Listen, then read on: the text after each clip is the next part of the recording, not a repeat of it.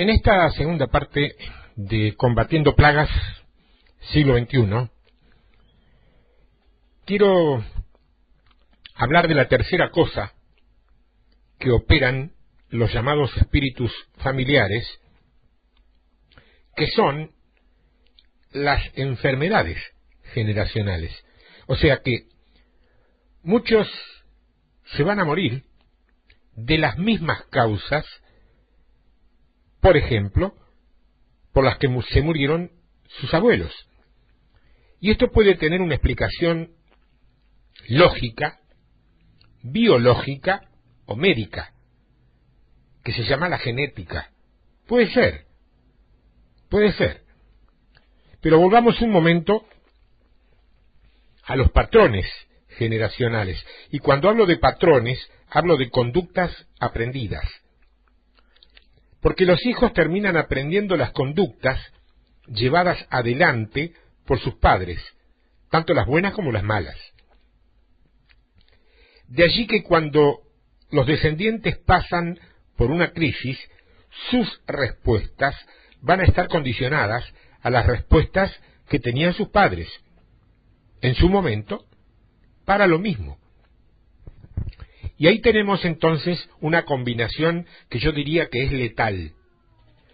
Una combinación letal, un patrón aprendido con otro que es heredado. Más allá de las circunstancias, la tendencia de caer en esto es espiritual. Estos son modelos o hábitos negativos que pasan de generación en generación. Y la familia se familiariza tanto con esos modismos y esos comportamientos que cuando quieren darse cuenta ya los han incorporado como sistemas de vida cotidianos y normales. Muchas veces esos patrones se enquistan o se posicionan utilizando a algunas personas.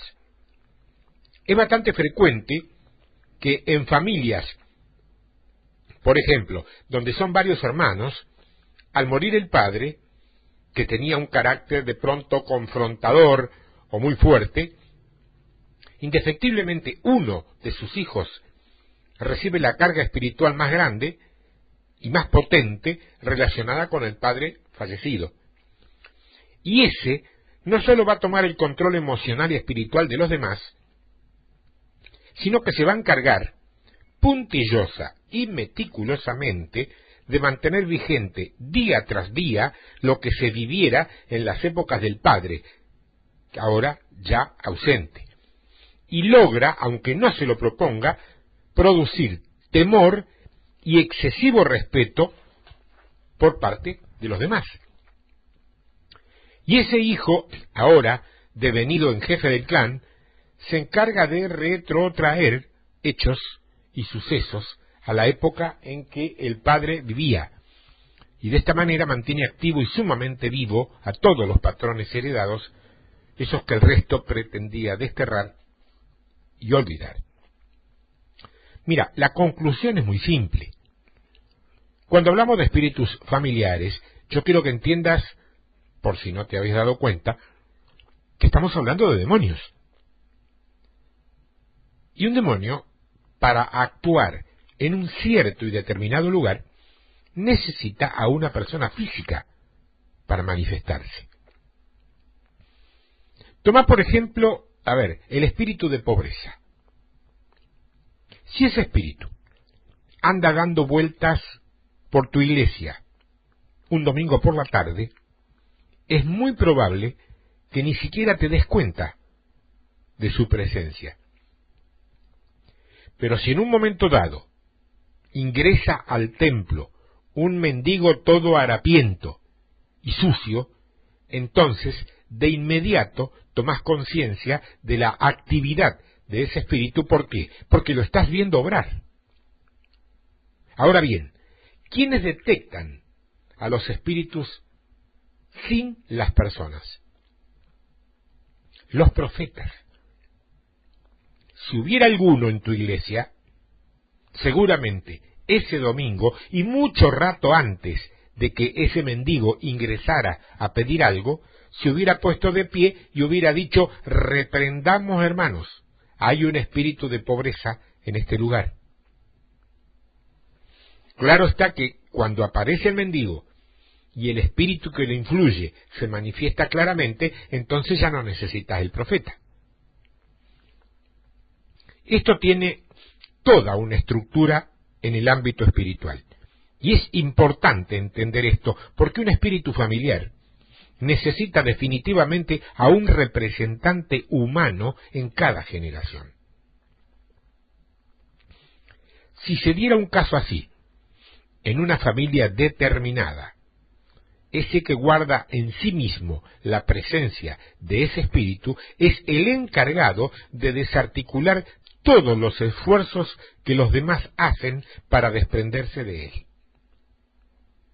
Y que no te quepan dudas que va a ser el único que no se convertirá a Jesucristo, aunque el resto sí lo haga. ¿Me explico? Por eso quiero que entiendas bien toda esta información, porque no es solamente algo espiritual. Porque el espiritual no sería tan, como te digo, tan determinante o tan importante si no se manifestara en lo natural. Es lógico, no afectaría a nadie. El tema es que cuando empezás a darte cuenta es como que se hizo un poco tarde. Algunos comienzan a meterse en líos, otros tienen conductas inexplicables conforme a sus personalidades. La gente cambia. La gente cambia. Sin ninguna duda que la gente cambia. Pero habrá cada uno, en cada familia, donde ese espíritu estará con las mismas características que el primer día. Los hermanos que se han especializado de alguna manera en batallar contra esos espíritus, aseguran que cuando en una familia se produce una sólida unidad espiritual por parte de una mayoría para orar y batallar contra este demonio, lo que generalmente suele suceder es que se muera el miembro de la familia que lo poseía. O sea, ¿me decís entonces que la persona puede llegar a morirse? Sí. Sí que te lo estoy diciendo, sí. Porque dicen y aseguran aquellos que verdaderamente conocen muy bien de esto, que no soy yo conozco pero menos, no fue una especialidad mía eso,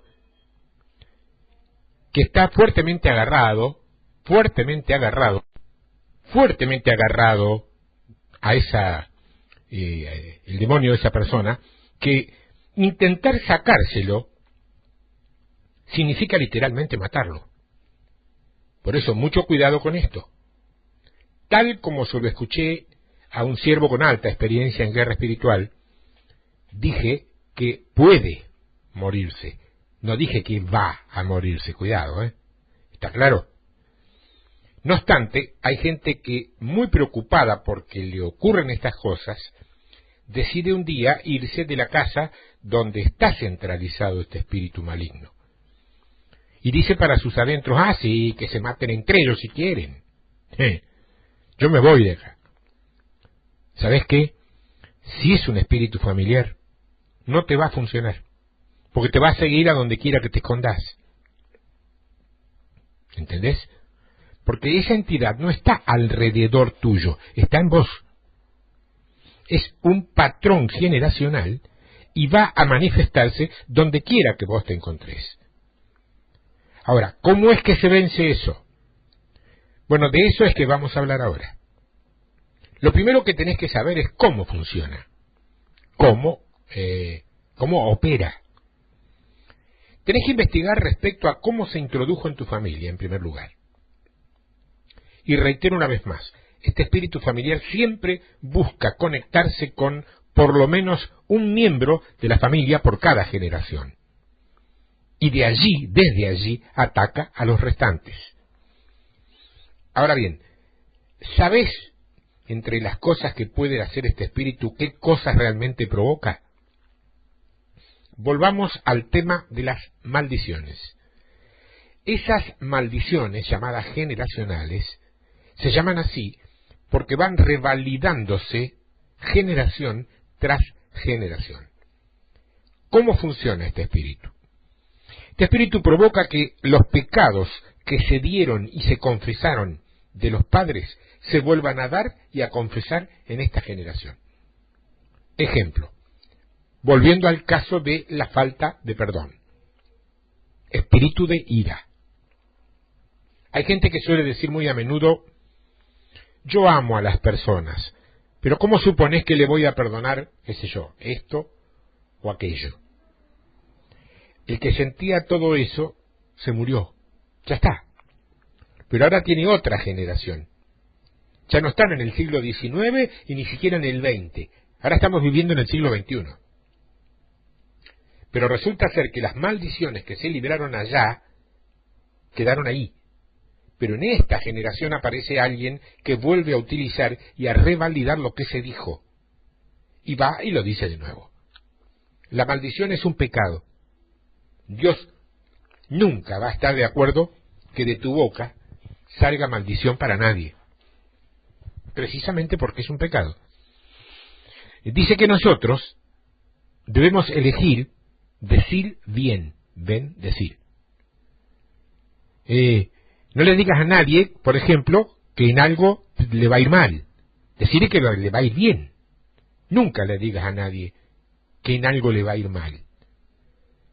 Que Dios lo bendiga. Y vos me decís entonces, pero es que ha obrado mal. Bueno, que Dios se encargue, pero que de tu boca salga bendición. Decir bien. Pero el tema es más complicado que eso. Una maldición es, por ejemplo, decir, nunca nos va a ir bien. Nunca vamos a salir de esto. Nunca vamos a poder cambiar esta situación. La maldición es un pecado porque niega la acción y niega fundamentalmente el poder de Dios. Pero no, hermano. No, hermano, usted no sabe que esto ya sucedió antes con mis padres. Sí, pero tus padres no conocían a Jesucristo. Pero vos sí lo conocés. Y vos sos el único que puede hacer que esa maldición se convierta en bendición con el tiempo. La pregunta entonces es, ¿por qué elegís unirte con las palabras de tus padres que eran incrédulos? ¿Por qué? Estas maldiciones pueden pasar hasta la cuarta generación. El efecto máximo es hasta la cuarta generación. En el libro de Isaías, capítulo 11, verso 1, dice, saldrá una vara del tronco de Isaí y un vástago retoñará de sus raíces. Acá estamos viendo las 4 generaciones. Dice que saldrá una vara. En otras versiones se lee retoño. Una, del tronco, 2, de Isaí, 3. O sea, una vara, 1, del tronco, 2, de Isaí, 3, y un vástago, 4. Retoñará de sus raíces. ¿Fui claro? ¿Se me entendió? Te lo voy a explicar mejor, a ver. Romanos capítulo 11, verso 16. Dice Romanos 11, 16. Si las primicias son santas, también lo es la masa restante. Y si la raíz es santa, también lo son las ramas. Haz un pequeño ejercicio mental y andate a lo opuesto a esto que te dije, o a esto que leímos. Si la primera parte o porción, que son las primicias, son contaminadas, también se contamina la masa. Y si la raíz es inmunda, también son inmundas las ramas. Hay un texto muy interesante en Joel 2, donde se ha hablado de lo que el Espíritu Santo iba a hacer, muy por encima de lo que sucedió en Pentecostés. Joel es un profeta menor que escribe después que el templo se destruyó. Es un hombre muy valiente. Él se levanta para declarar una palabra de arrepentimiento y juicio a la nación. Joel 2:25 dice, y os restituiré los años que comió la oruga, el saltón, el revoltón y la langosta, mi gran ejército que envié contra vosotros. Cuando Satanás quiere destruir una familia, va a utilizar necesariamente 4 procesos. que te puedo clarificar mejor como 4 tipos de ataques.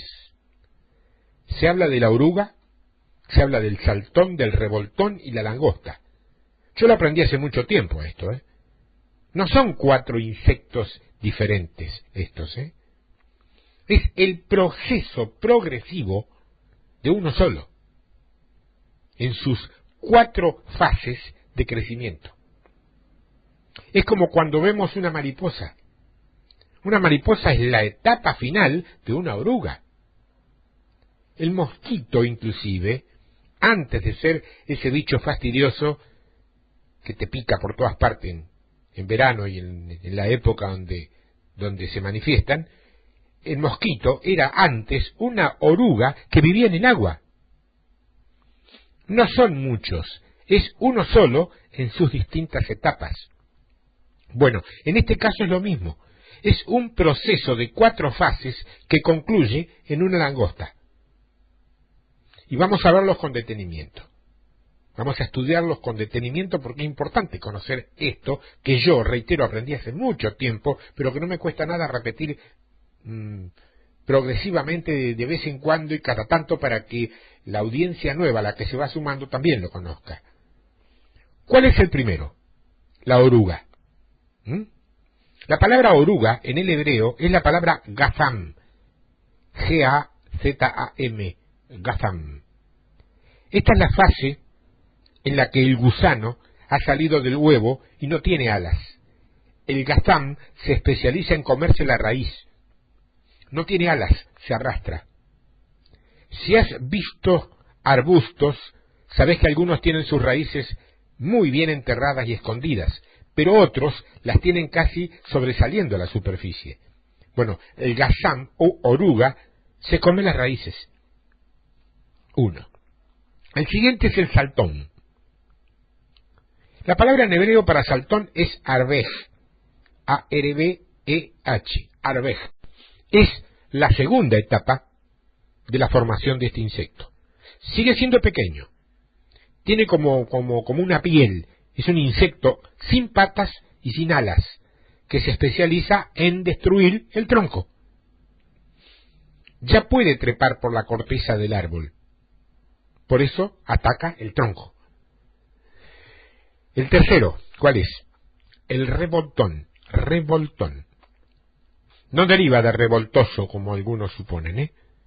En hebreo la palabra es yekej, Y-E, K de kilo, E-Q, yekej. El revoltón es la langosta joven, temprana del desarrollo. Tiene alas muy pequeñas, pero a pesar de tenerlas no puede volar. Sin embargo, tiene unas patas pequeñas, pero muy ágiles, que le permiten destruir las ramas. Ya fuimos los 3, raíz, tronco, rama. Y por último tenemos la langosta. En hebreo la palabra es hasil con H, H-A-S-I-L, hasil. ¿Y qué se come la langosta? Los frutos. Destruyen todo el follaje. Ahí el insecto ya está maduro, tiene patas, alas largas y una mandíbula que tritura todo lo que se le cruza. Si te has dado cuenta, estas 4 fases del desarrollo de este insecto tienen un rasgo muy interesante. Cada uno de ellos se caracteriza porque destruye una parte del árbol familiar. Se especializan en eso. Hasta que queda totalmente devastado, se destruyó la raíz, el tronco, las ramas y los frutos. Joel capítulo 1, verso 2. Oíd esto, ancianos, raíz, y escuchad todos los moradores de la tierra. ¿Ha acontecido esto en vuestros días o en los días de vuestros padres, troncos? De esto contaréis a vuestros hijos, ramas, y vuestros hijos a sus hijos, frutos, y sus hijos a la otra generación. Joel está denunciando el ataque contra las generaciones de la casa de Israel. Raíz, tronco, ramas y frutos. Vamos a ver, la raíz es la primera generación, son los abuelos. El tronco es la segunda generación, son los padres. Tercero, las hojas, los hijos. Cuarto, los frutos, los nietos. Y noten algo interesante en todo este proceso. La raíz determina lo que será la herencia. Porque de acuerdo con el tipo de raíz va a ser el árbol. ¿Sabías eso, no? De acuerdo con el tipo de raíz es el árbol. Si el árbol va a crecer mucho, las raíces van a ser muy extensas, largas, firmes. Se conocen raíces que tienen cientos de metros hasta llegar a las fuentes de aguas. Un árbol que está a metros, muchos metros de un río, de un arroyo, tiene raíces que de pronto llegan hasta el arroyo para poder alimentar ese árbol. Es imposible que un árbol grande tenga raíces pequeñas. Por eso decimos, y no lo decimos solamente nosotros, que los abuelos tienen un rol muy importante, porque ese rol es dejar herencia. Resulta más que obvio que no estoy hablando de cuestiones materiales, de hecho. Un abuelo les habla a los hijos que ya son adultos y les habla a los nietos que son pequeños. Y créeme que tiene influencia en todos ellos, ¿eh? Eso es herencia. Dejo de lado aquí las familias con problemas. Porque aunque eso pudiera repetirse igual, se frena precisamente porque hay enemistades, enojos y todo lo demás. Ninguno de ustedes seguramente recuerda haber tenido bisabuelos. Fue demasiado lejos en el tiempo, pero sí abuelos. A los abuelos los recuerdan bien, estoy seguro, ¿eh? Analizando muchas cosas, te vas a dar cuenta que podés tomar cosas buenas o malas de tus abuelos. Es como si Dios les hubiera dado el privilegio a los abuelos de poder modelar caracteres en sus nietos que luego le permitirán defenderse en la vida. Incluso en muchos casos que hemos visto, sobreviviendo hasta a malos padres. Porque una cosa es tener malos padres, eso le sucede a mucha gente. Pero qué terrible es cuando toca tener malos abuelos, que también le sucede a mucha gente. Porque la idea del abuelo es la del amor, la de personas agradables, cariñosas, dulces. El padre, en cambio, es el que disciplina, pero el abuelo no. El abuelo es el que malcría en todo caso, el que te debería dejar mejores imágenes en tu mente. Por eso es tan tremendo, tan desgarradoramente tremendo, cuando hay casos de abusos o cosas parecidas en niñas pequeñas y los autores son abuelos. Eso es terrible, pero terrible en todos los órdenes, además de delito, pero está. Por eso es que en la historia judía tiene dirección de Dios. El abuelo judío era el encargado de tres cosas. Número 1, era el que le enseñaba el idioma hebreo. Número 2, eran los encargados de transmitirles su legado espiritual. Y en tercer término, era el encargado de la bendición sacerdotal. El tronco, estoy hablando de los padres, de los adultos mayores, es la parte que normalmente es más vistosa del árbol. Es el que trabaja y sostiene todo el árbol. El tronco es el que hace el trabajo más duro. De él salen todas las ramas. Las ramas, los hijos, largos, sueños largos, planes, ideas, y llegarán después los nietos que son los frutos. En el libro del Éxodo, en el capítulo 20, dicen los versos 5 y 6, no te inclinarás a ellas, hablando de las imágenes, ni las honrarás, porque yo soy Jehová tu Dios, fuerte, celoso, que visito la maldad de los padres sobre los hijos hasta la tercera y cuarta generación de los que me aborrecen, y hago misericordia a millares a los que me aman y guardan mis mandamientos. Pregunta, ¿por qué alguien que está en Cristo, sin importar la edad que tenga, puede tener problemas tales como carácter, vicios, problemas sexuales o depresión. ¿Por qué puede darse esto? Hay algunas teorías. Vamos a verla. Teoría biológica o genética, o sea, la influencia de los padres o los abuelos. Eso quiere decir que va a pasar cosas a los hijos buenas y malas. Si lo que estás heredando es bueno, serán buenos. Si lo que estás heredando es malo, serán malas. Ahora te pregunto, ¿vos creés que lo espiritual puede, en algún momento, representarse materialmente? ¿Será posible, por ejemplo, que una iniquidad pueda presentarse materialmente como un gen negativo? Si no tenés respuesta, no te preocupes. Hay 1 millar de personas buscando las mismas respuestas todavía. La Iglesia incluida. La segunda teoría tiene que ver con lo que se llama conducta aprendida. Es posible que si una persona ha crecido, por ejemplo, con padres separados, o en un hogar violento, o en un lugar donde había un lenguaje vulgar, de manera permanente, después desarrolle comportamientos muy similares al que tenía cuando era niño. Esto se llama teoría social. Y nos enseña que conforme al ambiente social donde un niño crece, así será su probable formación por influencia.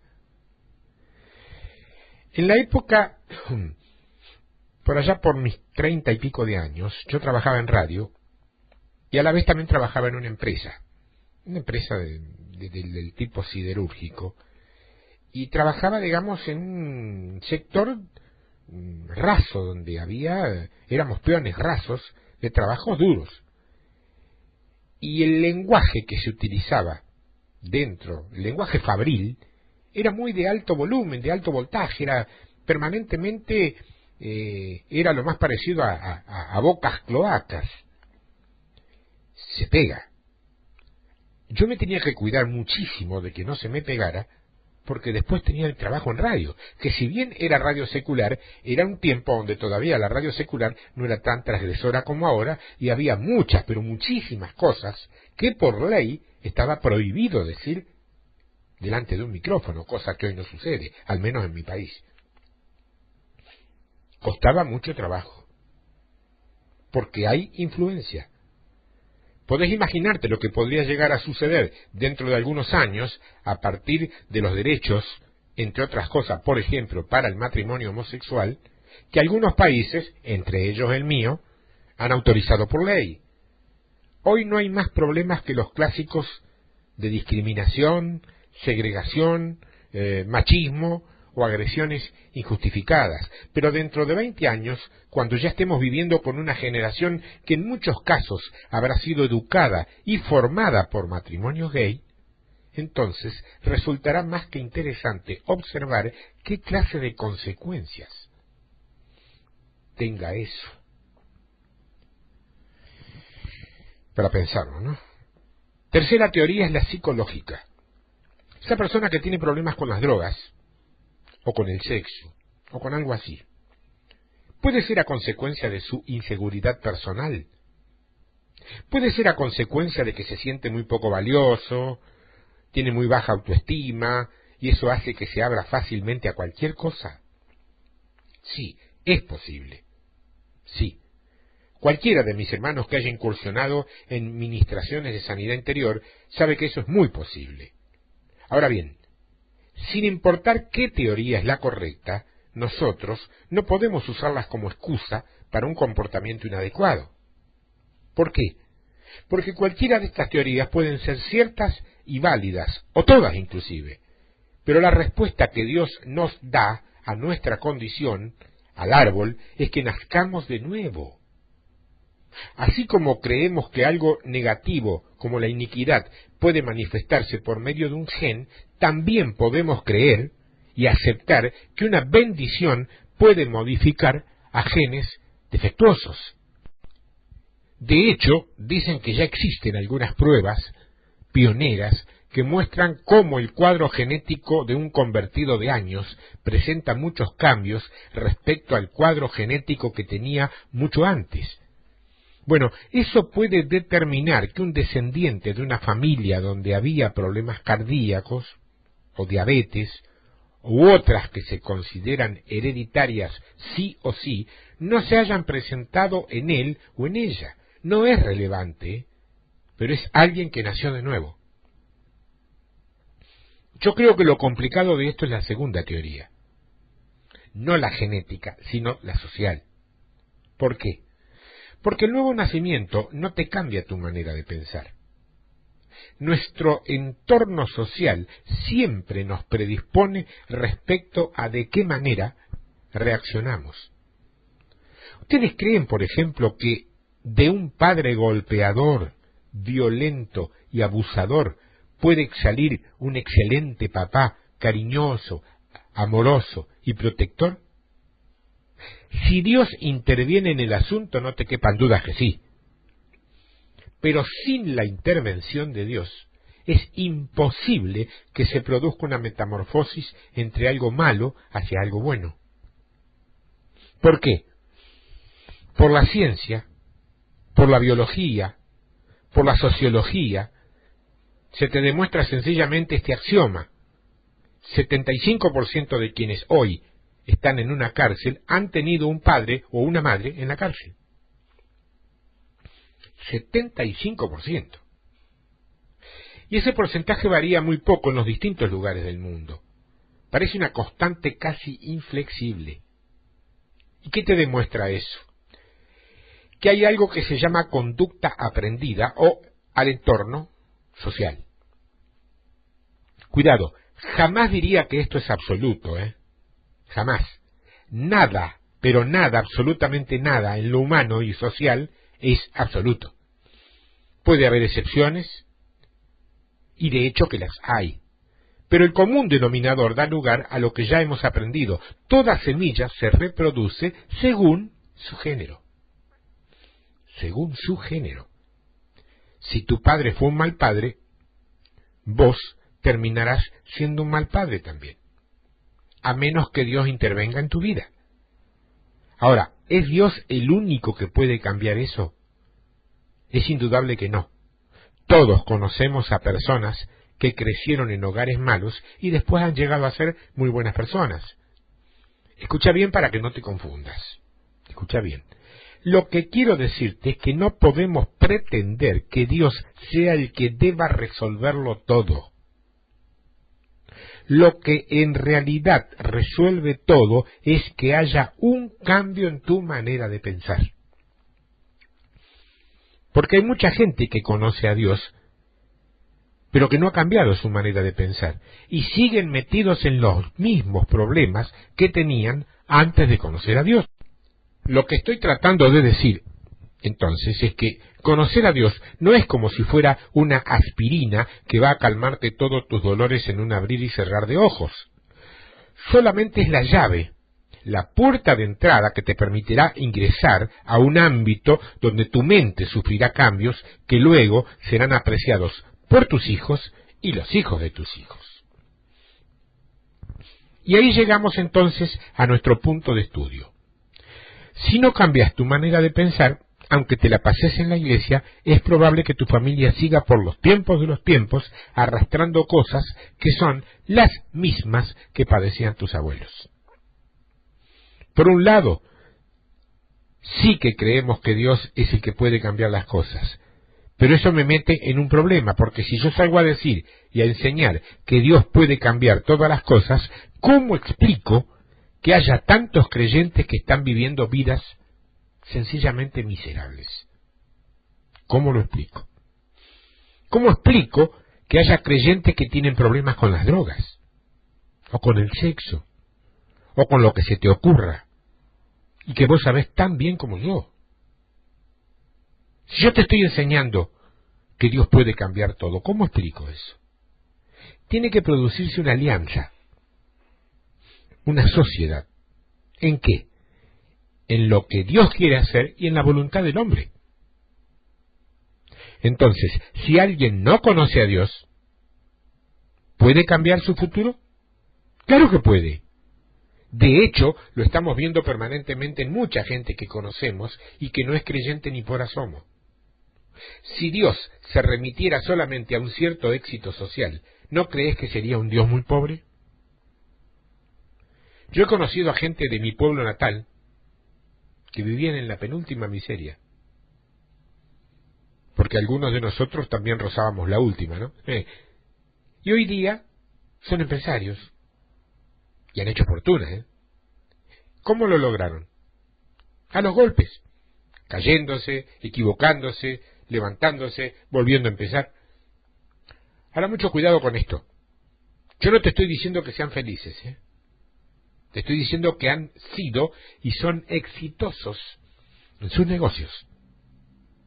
Ya no son pobres y difícilmente terminen su vida o sus vidas en la calle.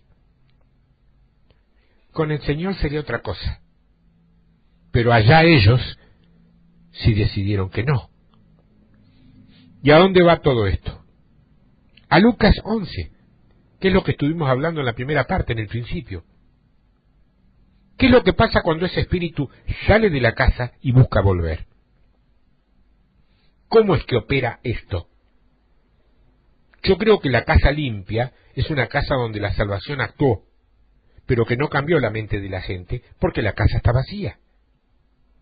Si vos te das cuenta, una casa vacía no cumple con la función para la cual ha sido construida.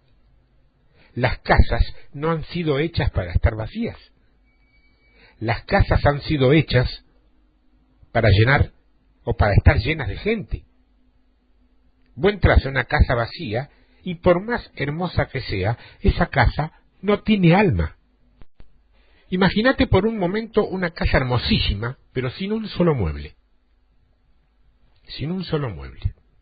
Nadie la va a poder apreciar. Por el contrario, puede haber una muy pequeña y muy humilde vivienda, pero que si está habitada por gente que tiene buen gusto para decorarla con detalles simples, baratos, aunque originales, esa casa va a lucir muy distinto. Vos podés rascar el frente de tu vivienda y hacerlo de nuevo con lo último de lo último, si es una casa. No puedo hablar de departamentos. Eso pertenece a un consorcio general. Una casa. Va a lucir tremenda esa fachada, ese frente nuevo, pero no dirá gran cosa. Eso es una conversión inicial. Una simple fachada nueva. Pero escucha esto. Si la conversión no conlleva un cambio de mentalidad, 7 peores vienen. ¿Estás entendiendo? 7 peores vienen. Y lo que no hicieron con este ciudadano cuando era mundano, ahora quedará expuesto. Porque esa casa es muy cierto que se ha barrido y se ha limpiado de manera prolija y casi perfecta, pero si no se llena con las cosas de Dios, no te va a alcanzar. Nosotros definitivamente no podemos argumentar nuestras falencias cargándoles las culpas a otras personas. Vos no podés justificar que no sos un buen padre solamente porque no has tenido un buen padre. Eso sería demasiado simple y también sería llana cobardía. Vos no podés ser un ser humano que inevitablemente depende de otros para sus reacciones propias. ¿Sabes qué fue lo primero que recibió Adán? Dominio. Dominio. Si le aceptás al diablo implementar la ley de la excusa, siempre vas a tener una excelente excusa para justificar tus barbaridades. Sin embargo, todos llegamos a un punto sistemático un día. Dios nos encontró. Y lo que Dios hace básicamente es esto, darte un manojo de llaves. Y si Dios te da un manojo de no menos de 20 llaves, ¿no crees que el criterio de la curiosidad por saber qué es lo que abren esas llaves tendrá que ejercitarse en tu vida? Una llave, por ejemplo, hay que reconocerlo más allá de lo que permanentemente puntualizamos, es la vida de la iglesia. Gente nueva, actividades nuevas, rutinas viejas cortadas y reemplazadas quizás por otras rutinas que, quieras o no, te hacen sentir mejor. No niego eso, jamás lo he negado, y te digo más, en algún momento hasta lo he disfrutado. Por eso no recomiendo salirse de los templos, a los que todavía están en ellos, salvo orden expresa del Señor. Sí recomiendo huir de la mentalidad de Babilonia, pero eso ya sabés que es otra cosa. No son pocos los que se fueron de los templos, pero siguen en Babilonia. No funciona, Claro, pero esa es apenas una llave. Esa es apenas una llave. ¿Y las otras? El diablo escondió las llaves allá, en lo último del infierno. Y fue Jesús el que descendió hasta lo último del infierno para recuperarlas. Si hubieran sido las llaves las de la salvación, yo tengo un problema. En Juan 17, Jesús, antes de ir a la cruz, esa noche lo van a apresar y está en el huerto de Getsemaní. ¿Y sabéis lo que dice Jesús? Dice, he acabado la obra que me distes que hiciese. O sea que él, antes de ir a la cruz, ya terminó la obra. Entonces vos decís, oh Señor, ¿qué hay en esas llaves? Bueno, otra de las llaves puede ser la posibilidad en Dios de cambiar la historia de tu familia. ¿Podrá ser otra de las llaves? ¿Podrá ser esa? Otra posibilidad sería cerrar las puertas del pasado y decidir no usar esa llave para volver a abrir esa puerta. ¿No te parece? Cuando Jesús habla con Pedro le dice, a ti te daré las llaves. Y vuelvo al punto, yo no creo que sea solamente una cuestión de autoridad espiritual. Yo creo que Dios nos ha dado llaves a cada uno de nosotros el día que lo conocimos y lo aceptamos.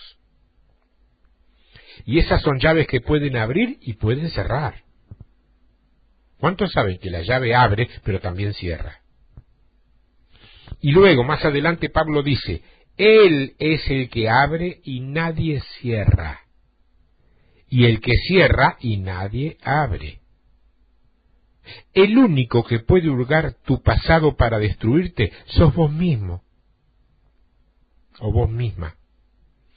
Y el único que puede abrirse puertas para que tu futuro sea distinto sos vos mismo. ¿A vos te gustaría terminar tus días como tu papá o tu mamá? Supongo que en algunos casos sí. Entonces vos me decís, pero es que yo conozco a Dios y ellos no. No le hace. No alcanza. ¿Cómo sabes que no vas a terminar tus días con las mismas peripecias, vicios o tentaciones pecaminosas que tenían tanto tu mamá o tu papá? En realidad no lo sabes. Bueno, muy bien, ahí tenés una llave que Dios te ha dado para deshacer esto. El problema es que todavía no la has utilizado. Con esa llave vos podrás separar qué cosas que tenían tus padres querés seguir teniendo vos y qué cosas que ellos tenían vos no querés por nada del mundo. A mí me ha tocado hacerlo. He tenido padres muy buenos, pero me ha tocado hacerlo. Esa discriminación tenés que hacerla, porque va más allá de los afectos. Y no es falta de afecto rechazar de plano algo que en tu padre o tu madre era negativo. No lo es. Lo que estoy tratando de decirte es que en Dios tenemos el arma de poder podar el árbol genético y sacar de él lo que no es bueno y dejar que crezca y florezca lo que sí es bueno. Una persona puede vivir muchos cambios, pero normalmente esos cambios, aunque sean tremendos, son a nivel personal. No puede afectar a otras personas. Pero en Dios sí podés cambiar tu familia. Podés incluso cambiar una sociedad, y si me dejás ir un poco más lejos, hasta te digo que podés cambiar a toda una generación. Y te voy a dar un ejemplo bíblico. Génesis 12. Y te vas a sorprender con esto, ¿eh? Todos se acuerdan de los patriarcas, ¿verdad? ¿A quiénes se les llama patriarcas en la Biblia? ¿Quiénes son los patriarcas? Abraham, Isaac, Jacob. Pero ¿por qué se les llama patriarcas? Porque son los padres de la nación de Israel. Son los padres de la nación de Israel. Por eso se los llama patriarcas. Y los patriarcas de Israel tuvieron un problema muy frecuente. En el capítulo 12 de Génesis, si ustedes buscan el versículo 10 hasta el versículo 20, Abraham le miente a una persona respecto de su esposa Sara. ¿Sabes cuál era el pecado más frecuente de los patriarcas? La mentira. ¿Quién lo hubiera dicho, no? Cualquiera hubiese pensado que se trataba de alguna cosa más seria. ¿No es cierto? Bueno, la mentira es algo muy serio, ¿eh? No te creas. Aquí Abraham dice que Sara no es su mujer, dice que es su hermana. ¿No les parece serio? Imagínate los problemas de autoestima de Sara. Porque aunque efectivamente pudiera considerarse su hermana desde el punto de vista de las enormes parentelas de la época, y de hecho lo era, ellos no vivían como hermanitos. No sé si me entendés, vivían como matrimonio. Ahora bien, en el capítulo 26 del mismo libro de Génesis, y desde los versículos 6 al 11, el hijo de Abraham, Isaac, miente acerca de su esposa. Qué interesante que sea el mismo problema, ¿no?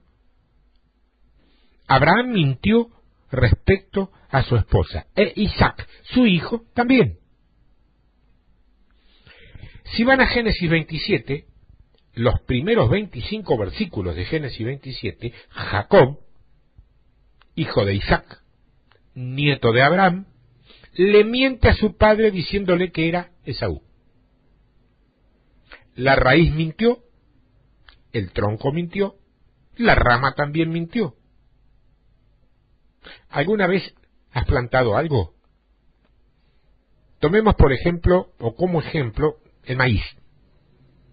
¿Cuál es la semilla del maíz? Un pequeño diente. Es muy divertido poder apreciar cómo de un pequeño diente después va a salir una tremenda espiga llena de dientes, además de una planta con las hojas y... Una característica del fruto es que puede llegar a ser la misma semilla, pero multiplicada. Bueno, con las personas sucede lo mismo.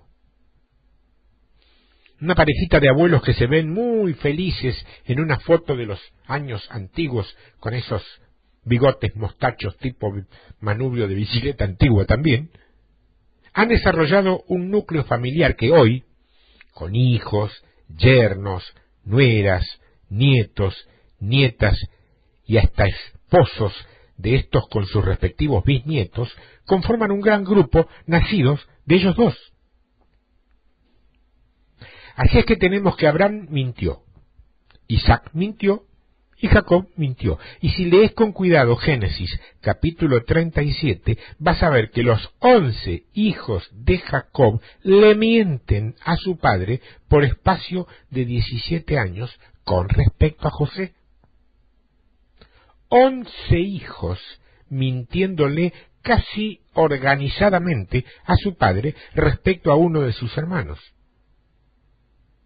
José murió, una fiera lo destrozó.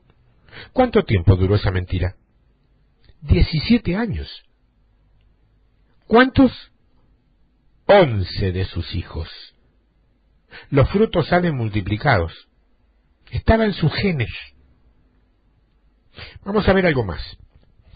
¿En quién pensaba Abraham cuando le decía al rey que Sara era su hermana por si él la deseaba y para poder tenerla lo mataba si sabía que era su marido? Pensaba en él, no en ella, en él. Lo que demuestra que la mentira tiene alto porcentaje de egoísmo. toda mentira nace de un desmesurado amor a sí mismo y un menosprecio hacia los demás. Llegamos a los 11 hijos de Jacob y tengo a 11 personas poniéndose de acuerdo en una mentira por espacio de 17 años. Si el diablo quisiera tocarte, ¿cuáles serían los patrones familiares que él utilizaría para hacerlo, para tocarte? ¿Te acordás la lista que vimos de los 7 más temidos en la primera parte? Fíjate si alguno de esos están presentes en tu familia. ¿Cómo reaccionás vos a cada uno de esos? Cuando hablo de un patrón, estoy diciendo que eso en algún momento va a volver. A veces te ataca una sola vez al año, o una vez al mes, o una vez a la semana, o cada día, qué sé yo. Es un patrón. ¿Qué pasa cuando ves a tus padres hacer lo mismo? ¿Qué pasa? ¿Qué pasa cuando ves a tus padres hacer lo malo? La respuesta, tercera de Juan 1:11. Amado, no imites lo malo sino lo bueno. El que hace lo bueno es de Dios, pero el que hace lo malo no ha visto a Dios. ¿Qué te puedo decir entonces? Cuando ves hacer cosas malas a tus padres, eso, que no imites lo malo. La Biblia te invita a no imitar eso. Entonces vos me preguntas, ¿y entonces qué tengo que imitar? 1 Corintios 11:1. Sed imitadores de mí, Pablo, así como yo de Cristo. La palabra imitadores en el griego es mimetes.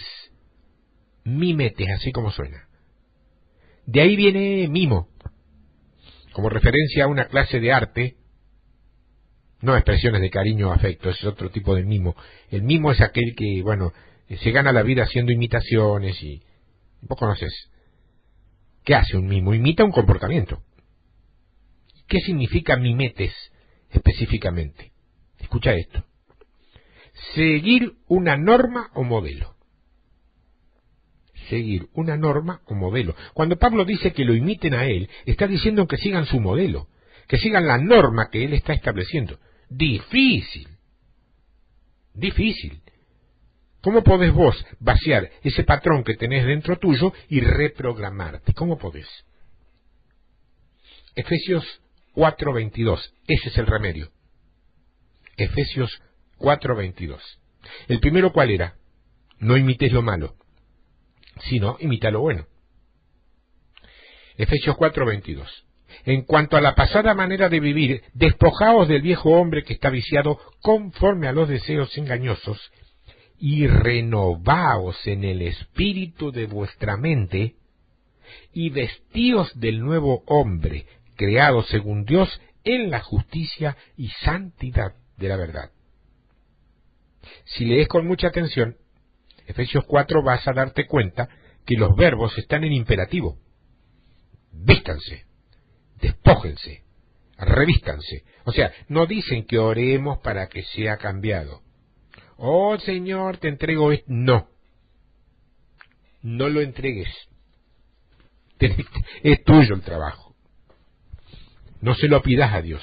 Vestite del nuevo hombre. Eso dice. Claro, ¿y cómo me he visto del nuevo hombre? Cambiando nuestra manera de pensar. ¿Cómo cambio mi manera de pensar? Aquello a lo que vos le dedicás tiempo va a modelar tu pensamiento. La lectura de la palabra, por ejemplo, es algo que cambia nuestra manera de pensar. Jesús dice, oísteis que fue dicho, mas yo os digo. Muchas de las cosas que nosotros vamos a hacer van a nacer de lo que hemos leído. Muchas veces se grafica la mente como un animalito que va a crecer de acuerdo al alimento que vos le das. Entonces la pregunta obligada es, ¿de qué te estás alimentando? ¿Qué estás leyendo vos? Hoy, ahora, en este tiempo. Si no lees algo distinto, no vas a poder cambiar tu manera de pensar a algo distinto. Entonces vos me preguntás, pero que entonces tengo que suponer que la lectura influye mucho, más de lo que vos te crees. Y ese es uno de los grandes problemas de esta generación. No lee. Es la generación de la televisión, del cine, de internet, de la notebook, de la tablet, del iPhone, de todo lo que, de los celulares, de todo lo que se te ocurre. No lee. Y en el cine, por ejemplo, hay muy poco que podamos apreciar como edificante. Yo no voy a decir, como se decía en la iglesia antigua, el cine es pecado. Se puede usar el cine para bendición.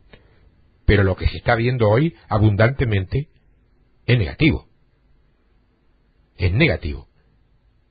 En cuanto a la transmisión de valores o principios de vida, nada, absolutamente nada. A mí no deja de gustarme el cine, pero para poder... Tengo un canal de cable, que me ofrece varias películas, pero te digo que hay veces que hay, no sé, 20 canales, y hay 19 películas que... sobredimensionan el ocultismo y la violencia y la morbosidad. Cheme, es imposible, querer ver una película edificante, algo que te deje algo, aunque sea secular, pero que te deje, es imposible. En los valores, en nada, absolutamente nada. Entonces esta es una generación que no tiene herramientas para cambiar su mente. Por eso hay algunos mitos que tenemos que eliminar sí o sí. Estoy orando para cambiar mi mente. No, la oración no cambia la mente. Ese es un mito. Otro, debo entrar en un ayuno para cambiar esto. No, el ayuno no cambia la mente. Nuestra mente se forma en años. En años. No es algo que uno haga en 2 o 3 días. Tarda años tu mente en formarse. Por eso, esto te va a llevar tiempo cambiarlo. Pero se cambia, No menos, ¿qué te digo?, de 3 o 4 años para formarse. Ir a un templo todos los domingos no te cambia la mente. Ese es el tercer mito. Estoy orando para que mi marido venga a la... ¿Cuántas veces escuchaste eso? Estoy orando para que mi marido venga a la iglesia, porque necesito que él cambie. Amén por ese deseo. Pero déjame decirte que la congregación no cambia a nadie. Eso es falso. Total y absolutamente falso. Y lo saben hasta los líderes. Que no lo enseñen es problema de ellos. Es Dios quien cambia a la gente, no un lugar. Es el Espíritu Santo el que da convicción de pecado, no la reprimenda o la crítica de otra gente. Y solo necesita que ese alguien quiera cambiar de verdad, si no, tampoco,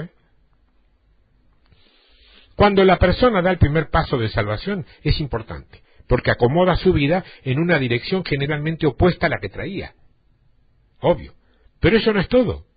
Necesita ir puliendo y limpiando cada día las mugres, las suciedades que traía desde siempre. Por eso la palabra te dice que el que mentía no mienta más. No dice que ores para que el espíritu de mentira se vaya, No. Dice que no mientas más. Es una decisión tuya. Y sos vos quien debe hacerse cargo y tomarla. Una vez que vos tomés la decisión, Dios la va a respaldar. Pero cuando vos tomés la decisión. No antes. ¿Y cómo se consigue? Simple. Tenés un problema y lo primero que viene a tu mente para evadirlo y salir airoso es mentir. Como decimos en Argentina, macanear. Entonces vos te decís a vos mismo o a vos misma, no mentiré esta vez. Y decís la verdad. Y así 1, 2, 3 o más veces. En muy poco tiempo vas a descubrir que dejaste de mentir. Así opera en todo lo demás. ¿Era tu padre, por ejemplo, un adúltero a ultranza? Confesá a Dios ese pecado de él y limpia con oración esa iniquidad en tu vida. ¿Está? Bueno, ya está eliminado de tus genes, pero aún quedará en tu mente. ¿Y a eso cómo lo cambio? Me decís, bueno, pensando solamente en las cosas de Dios. Y cuando te lleguen pensamientos relacionados con el adulterio, sácalos de tu cabeza. Porque ya está sacado de tus genes, pero no de tu cabeza. Y vuelvo sobre lo mismo que ya te dije, la palabra. ¿Tenés idea por casualidad respecto a cuántas clases de Biblias se venden hoy día?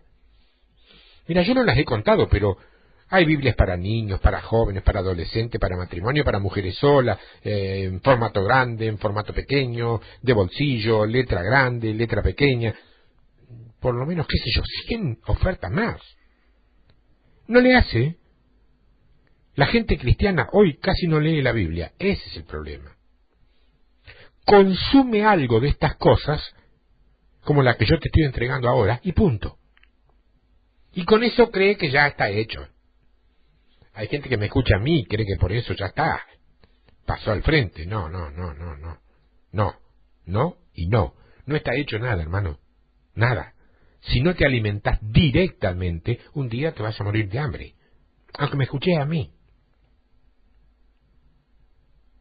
Vístanse del nuevo hombre, el cual en la semejanza de Dios ha sido creado en la justicia y santidad de la verdad. ¿Quién es el nuevo hombre? Es Cristo. Cristo ya está dentro tuyo. Cuando lo invitaste a morar en tu corazón, ¿te acordás, no? Le dijiste, Señor, ven a morar en mi corazón, a lo mejor en una campaña, no sé cómo lo hiciste, pero eso lo tomó en serio, ¿eh? Vino y entró. Pero ahora necesitas revestirte, o sea, vestirte de nuevo en Él, o de Él, por fuera. Ese proceso se llama santidad. Y esa es la palabra que sigue a la palabra reforma, porque reforma sin santidad es imposible. Nuestra mente, y la palabra en griego para mente es nous, N-O-U-S, nous. La mente es un enigma para la mayoría de las personas, ¿eh? Dentro de la mente está la razón. Lo que Dios me está diciendo es, cambia tu nous, o sea, tu mente. Si cambias tu mente, vas a cambiar tu manera de razonar también. Antes, cuando algo no te salía bien, decía, ¡oh, qué mala suerte! Yo lo he dicho, ¡qué mala suerte! Bueno, Dios cambió tu mente y ahora, cuando ocurra una cosa similar, decís y te decís a vos mismo, yo creo que Dios me ha librado de algo no bueno. Con algo aparentemente malo que te está pasando. Antes, quizás, tu razonamiento te llevaba a comprar billetes de lotería, porque entendías que así era como iban a mejorar tus economías domésticas. Jamás sacaron mucho más que para salvar ocasionalmente el valor del billete. Pero ahí estaban. Era una forma de pensar que no podían y casi que ni siquiera deseaban cambiar. ¿Por qué? Y porque estaban programados para eso, y como no nos gusta que algo nos dé confianza, ahí se prenden con los números y los convierten en amos y señores de sus vidas. Si tienen que comprarse un auto, lo harán con uno suyo, número de chapa, tenga el número que consideran como propio. Es decir, para jugarse el número de la placa a la lotería. Pero no solamente está la razón en mi mente, sino también está la capacidad para juzgar a otros. Porque 1 Corintios 2:16 dice, porque ¿quién conoció la mente del Señor? ¿Quién te instruirá? Mas nosotros tenemos la mente de Cristo. Cuidado, no dice que tenemos la mente de Jesús. Aprende a separar. Dice la mente de Cristo. ¿Qué diferencia hay? ¿No es la misma persona? No. Jesús es el niño que nos es nacido. Cristo es el Hijo que nos es dado. Además, Jesús es un hombre y Cristo es un título para ese hombre. Porque cuando se habla de Jesús, se habla de su persona. Cuando se habla de Cristo, se habla de su título. ¿Y qué significa Cristo entonces? Ungido. Ungido. Nosotros tenemos una mente ungida. Porque si leen más adelante dice, ¿quién puede tener la mente de Dios? ¿Quién puede pensar lo que Él está pensando? Nadie, ¿no es cierto? mas nosotros tenemos una unción sobre la mente, y si eso funciona como corresponde y debe funcionar, podemos llegar a compartir sus pensamientos. ¿Qué es lo que se requiere entonces? Volvemos a un viejo tema, el cambio de nuestra manera de pensar. Creo que ya hemos visto la mayor parte de las cosas que debíamos ver, pero que nos falta esclarecer una. ¿Por qué, dice en Joel, este es mi ejército que envié contra vosotros? ¿Es que acaso esto vino de parte de Dios? No lo sé, pero lo que sí sé es que la langosta, en sus 4 facetas, vino a Israel por causa de la desobediencia del pueblo de Israel. Y quiero ponerlo en el lenguaje del Nuevo Testamento, para que lo puedas entender mejor. Romanos 1:28. Y como ellos no aprobaron tener en cuenta a Dios, Dios los entregó a una mente reprobada para hacer cosas que no convienen. Ahora quiero poner algo blanco sobre negro. Si vos querés ignorar a Dios, estás en todo tu derecho de hacerlo, ¿eh? Claro está que después no podés quejarte si Él te ignora a vos. Lo que tus padres hayan hecho en el pasado, ¿puede afectarte a vos hoy día? Sí puede. Sí que puede. ¿Y qué es lo que debo hacer? No caminar en ignorancia, nada más. No ignores aquellas cosas que Dios está poniendo delante de ti. La casa se limpió y eso está muy bueno. Le suelen llamar sanidad interior, ministración de iniquidad o liberación de cautiverios espirituales, si querés títulos más actualizados. Esa, convengamos, es una gran parte de la solución, pero solamente es la mitad de la solución. ¿Y cuál será la otra mitad? Llenar la casa. Llenarla de cosas que antes no tenías. Nuevas maneras de pensar, nuevas actitudes, nuevas amistades, nuevas tareas. ¿Por qué? Porque solo la casa llena puede evitar que 7 espíritus peores entren. Orar está bueno, pero no te llena la casa. Ayunar está más que bueno, pero no te llena la casa. Ir a un templo, si así lo querés, está correcto, pero no te llena la casa. ¿Cómo entonces, me preguntás, se puede llenar mi casa? Cambiando mi manera de pensar. Ahora examínate. ¿Qué cosas crees que han golpeado a tu familia una y otra vez, una y otra vez? Si ya lo has identificado, te pregunto, ¿qué hiciste para remediarlas? Si no las has identificado todavía, pedile ayuda al Señor en oración para que te permita verlo. Dice en Cantares que cacemos las zorras pequeñas, que son las que se comen las viñas. Las termitas, las hormigas, siendo uno de los insectos de categoría más pequeños, son, sin embargo, los que más gastos ocasionan en las zonas donde habitan, muy por encima de otros desastres naturales considerados como tremendos, tales como terremotos, huracanes, tsunamis incluso. Hay más gastos con los daños que ocasionan las hormigas. Cuando en una zona, o barrio, como lo llamamos aquí, a zonas de una ciudad, encuentran una sola casa con existencia de hormigas, termitas, se va a tener que hacer un trabajo amplio y global si se quiere derrotarlas, porque las termitas atacan y pueden destruir a todo un conglomerado de viviendas. Bueno, así es nuestra vida con respecto a nuestros antepasados. Si eso tan feo y tan malo le sucedió a tu abuelo, ¿qué garantías tenés que no te ocurra a vos? ¿Qué hago entonces? Llama a los exterminadores de plaga y revisa tu casa. Si no hay ninguna plaga, gloria a Dios. Pero no te olvides que solamente puedes darte cuenta de la existencia de una plaga cuando el daño que produjo ya es irreparable.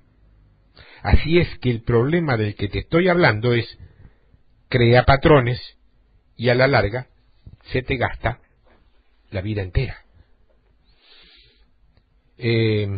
Después de este trabajo yo creo que no vas a poder perder tiempo en tontería, vas a tener que ponerte a trabajar, porque para algo lo compartí con vos. Para que lo pongas por obra, para que te pongas a trabajar en esto, no para que digas, qué lindo y qué importante, qué bárbaro, yo lo voy a felicitar al hermano. No me mandé ningún mail para felicitarme. Simplemente, si querés realmente congraciarte conmigo, poné por obra lo que te dije hoy. Va a ser para vos, no para mí, para vos. Y no me vas a tener que dar gracias a mí, le vas a tener que dar gracias al Señor, que todavía usa vasos más o menos útiles, o hasta inútiles, para enseñártelo. Combatiendo plagas, siglo XXI. Parte 1, parte 2. Eso es lo que podés poner en el asunto, si tenés una pregunta, una consulta, un comentario. Me lo mandás a tiempodevictoria@hotmail.com o tiempodevictoria@yahoo.com.ar. Gracias por estar allí y hasta la semana que viene si Dios quiere.